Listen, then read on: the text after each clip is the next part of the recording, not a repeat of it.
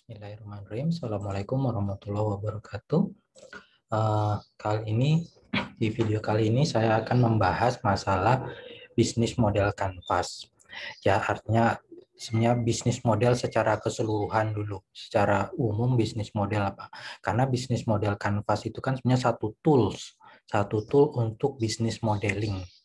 Jadi memang yang tools yang kemudian terkenal dan banyak. Yang ini nanti dipelajari oleh kalian sewaktu praktikum. Jadi kita juga punya praktikumnya kan, nah mungkin sudah dilakukan itu untuk mempelajari bagaimana tools bisnis model kanvas itu implementasi supaya kalian dapat feels-nya. Tapi perlu diingat, jadi bisnis model kanvas itu satu tools untuk bisnis modeling. Jadi dia suatu template, salah satu template untuk bisnis model. Nah, sekarang kita di video kali ini saya tidak akan banyak terkait bisnis model kanvasnya ya justru, tapi memang lebih kepada teoritikal terkait bisnis model itu sendiri. Fokusnya ke sana. Oke. Kita ngomong masalah bisnis model. Ya, kalau kita di pertemuan sebelumnya kita tahu bahwa ada gap ya sekarang karena dinamika industri yang sudah memang makin kompleks. Bisnis itu tidak sesimpel dulu. Jadi kalau dulu itu bisnis mungkin simpel itu dia bikin, kita pengen jadi apa, perusahaan itu pengen fokus kepada bidang misalnya apa ya, alat-alat kesehatan. Jadi dia tinggal produksi alat-alat kesehatan terus dijual gitu. Jadi gimana caranya marketing, penjualan dan macam-macam. Tapi sekarang begitu banyak pesaing, banyak keinginan demand yang mungkin berbeda-beda, itu ini juga akhirnya tidak sesimpel itu. Ya sekarang kan akhirnya misalnya gini, mungkin pernah dengar Red Ocean gitu ya. Ketika memang sudah banyak pesaing, mainnya apa, strateginya apa? Ya strateginya ada, kemudian misalnya pertama itu uh, harga yang rendah, coba. Wah, karena dengan kualitas yang sama, kan karena ini common sense-nya ya, dengan kualitas yang sama, ketika harganya lebih rendah, consumer pasti berpikir akan lebih mementingkan membeli dengan yang harga rendah, gitu kan. Tapi ketika perangnya di harga rendah, ya otomatis margin keuntungan makin menurun, makin menurun, makin menurun. Yaitu akhirnya merugikan produsen. Akhirnya pakai strategi lain apa? Oh, kita pakai ibaratnya branding misalnya, brandingnya bahwa produk kita ini memang mahal tapi kualitasnya di atas rata-rata, atau ini punya cita rasa untuk orang-orang yang kelas high end gitu, brandingnya gitu. Jadi memang membeli itu kualitas mungkin masih sama ya dengan yang lain, tapi karena mereknya khusus, kami tidak menjual sembarangan, kami cuman jual tertentu, cuman berapa sekali produksi, cuman berapa. Nah itu untuk memberikan image branding bahwa barangnya ini barang langka gitu. Jadi harga bisa naik, tapi ini butuh marketing yang juga besar. Jadi banyak ini, itu kan cara-cara gitu. Akhirnya ya tergantung, ketika misalnya branding seperti itu, yang lain ngikut juga branding dengan beda, akhirnya juga ini lagi gitu kan ya. Akhirnya dengan banyaknya marketing yang sudah berevolusi, ada salah satu yang kemudian marketing juga, oh ya mungkin kita butuh bisnis model. Jadi kita makanya perlu ada cara-cara berbeda, cara-cara yang berbeda untuk memasarkan produk kita. Jadi menjalankan bisnis kita. Jadi cara memasarkan yang dengan branding, menjual brand, menjual merek, menjual apa, itu kan sebenarnya value proposition kan.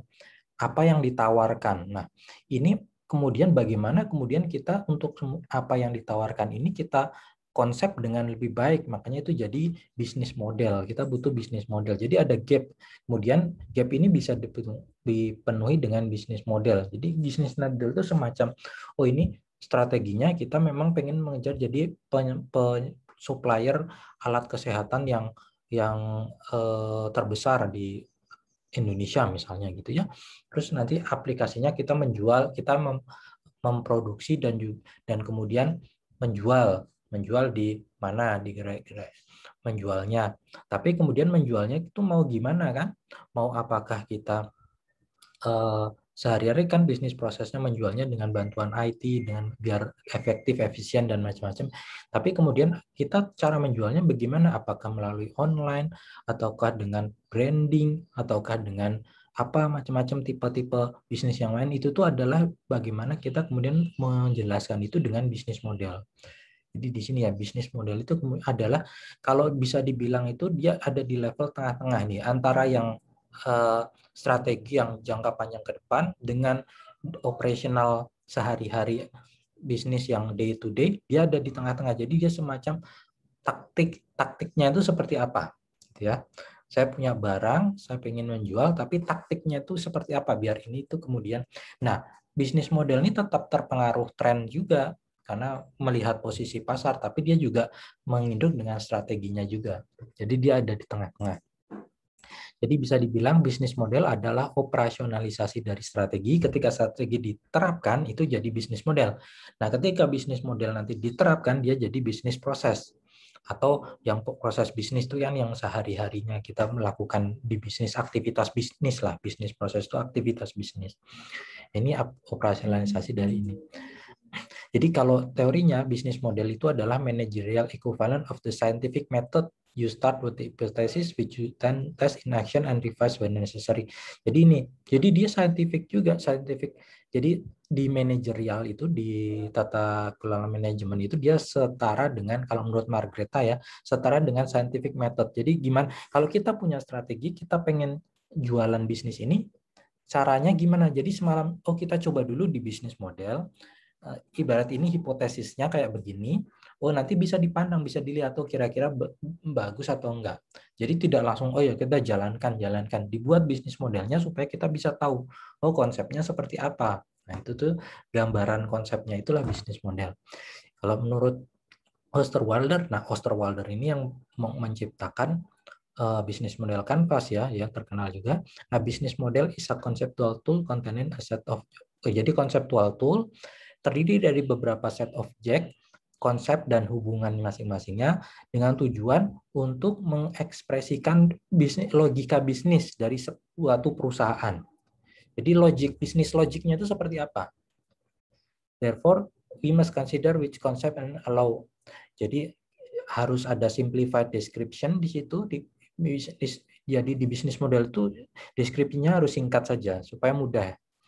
Dan represent of what value, dan di sana ada value-nya, ada representasi dari value nilai yang memang ditawarkan ke customer. Makanya ada value proposition-nya tuh tadi kita ngomong, kenapa kan? Karena kita ingin value proposition kita tuh bisa jelas, terkonsep dengan jelas. Maka ini yang disediakan ke customer, bagaimana ini dilakukan, kemudian bagaimana how-nya itu ada. Jadi sudah tahu ini value-nya, terus bagaimana ini dijalankan, dan efek finansialnya apa, benefit-nya itu apa. Nah ini, ya makanya kalau kita lihat nanti di bisnis model Canvas, karena memang ciptaannya Osterwalder, tool itu sangat-sangat mensupport definisi ini. Ini ini dulu ya awal-awal 2005, tapi kemudian dengan Pigner dia ini menyederhanakan bahasanya ini menjadi bisnis. Ya disinilah ketika muncul bisnis model Canvas ya. A business model describe the rationale of how an organization create, deliver, and capture value. Jadi kan rasionalisasi dari bagaimana organisasi menciptakan, mendeliver, dan mengcapture value. Jadi ini. Jadi kalau bisnis modal itu sebetulnya kalau bisa dilihat dari sini ya, Osterwalder itu menggambarkan suatu perorganisasi itu punya strategi. Kita sudah bahas masalah strategi dan juga dinamika kenapa strategi itu muncul. Dan strategi itu ada bisnis organisasi. Jadi kita sudah bahas masalah organisasi. Nah, ini sekarang ini karena memang ICT itu mendominasi, artinya teknologi ini sangat mendominasi sekarang dan tidak bisa dilepaskan lagi. Tanpa teknologi kita nggak akan bisa maju gitu kan ya. Nah, ketika ada teknologi, ketemu organisasi, ketemu strategi, dan di sini sebenarnya bisnis model itu mulai muncul, mulai diperlukan. Ini konsep secara ontologinya. Ini bisnis model Canvas itu maksudnya apa sih ini bahasanya? Jadi bisnis model itu mulainya ada konsepnya. Konsep bisnis model itu apa? Tadi kita sudah ngomong. Jadi definisinya apa bisnis model tadi? Itu konsepnya apa saja? Elemen yang ada di dalamnya apa saja? Nah, kemudian ada bisnis model type. ada tipe bisnis model. Semacam template bisnis model Canvas itu adalah termasuk di sini ya, bisnis model type. Jadi selain bisnis model Canvas ada karena dia tool saja, template saja. Jadi ada namanya SDBM, Service Dominant Business Model, Radar. Ada service bisnis model Canvas yang kemudian dia sama akademisi itu kemudian dimodifikasi karena untuk jasa, namanya service level bisnis model Canvas itu. Service dominan bisnis model Canvas itu juga ada. Jadi memang sudah ini tipe-tipenya seperti ini. Kalian mungkin kalau mencari-cari akan menemukan banyak tipe-tipe template-template bisnis model selain bisnis model Canvas. Nah, kemudian ketika bisnis template itu diisi dengan untuk satu organisasi tertentu, itu jadi bisnis model yang dijalankan. Jadi bisnis model dari Dell, bisnis model dari Amazon, bisnis model dari eBay, misalnya seperti itu. Nah, itu bisnis model ini kan tadi semacam hipotesis ya, semacam bentuk konseptual bagaimana bisnis itu dimunculkan dalam sebuah kanvas, sebuah tampilan supaya orang itu membaca sebuah map dan membaca jadi ngerti oh bisnisnya seperti ini. Nah, itu nanti baru di bawahnya itu ada realnya dijalankan seperti apa bisnisnya itu. Jadi gini ya, jadi ketika kita ngomong template bisnis model Canvas itu levelnya di sini. Baru kemudian ketika dia diisi jadi sebuah bisnis model, nah itu baru bisnis model satu organisasi tertentu. Kalau komponen dari sebuah bisnis model itu menurut Hetman and Kelling itu ini harus ada customer-nya, kompetisinya, offering-nya, scope of management, activities and organization, resource and supply. Ini kalau menurut beliau bisnis model itu isinya harus apa? Ya intinya ada customer dan seterusnya. Nah kalau menurut Osterwalder itu harusnya adanya ini. Jadi ada 9 building block. Awal-awal ini 2005 dia. Value proposition dia utamanya ini, terus target customer, distribution channel, relationship, value configuration, core competency, partner network, cost structure, revenue model. Jadi seperti ini kita bisa lihat kan. Jadi dia produknya itu apa? Produknya itu yang dijual bukan wujud fisiknya tapi nilai dari produk itu apa? Itu yang harus ditawarkan. Kemudian customer-nya itu siapa, bagaimana mencapai mereka, bagaimana kita berhubungan dengan mereka. Di sana ada. Di sini kalau infrastruktur manajemen itu ada value configuration, core competency, partner network. Nah ini ada finansial, ini kemudian profitnya itu kan, bagaimana kemudian mengukur profit, revenue kurangin cost. Ini komponen dari bisnis model Canvas. Jadi yang kemudian di 2010 itu diwujudkan dalam bentuk kanvas sama beliau. Hingga lebih jelas ini agak ada yang nama-namanya berganti sedikit ya. Ada yang menjadi key resource, key activities, key partnership, tapi intinya masih misi sama. Jadi channel, jadi customer relationship, jadi bentuknya seperti ini. Nah ini bisnis model Canvas yang saya yakin sudah tahu bagaimana, sudah sering dengar ya.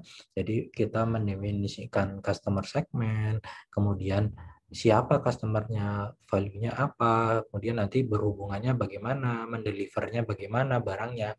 Terus ini untuk produksinya, aktivitasnya apa, sumber dayanya apa, siapa saja kita bekerja. Ini kemudian dari sisi sini kita akan tahu total biaya yang diperlukan, dari sisi sini kita tahu jumlah sales revenue yang kita dapatkan, dikurangkan berarti profitnya bagaimana nanti. Seperti itu untuk bisnis model Canvas ya. Ini contoh jadi seperti itu. Oke, saya percepat saja untuk yang ini karena kita cuman ngomongkan masalah ini ya, kita ngomongkan theoretical foundation dari bisnis model itu dan menunjukkan sedikit apa itu bisnis Canvas. Untuk lebih detailnya ada di praktikum dan nanti penugasan seperti itu. Baik, ini referensinya. Terima kasih dari saya. Assalamualaikum warahmatullahi wabarakatuh.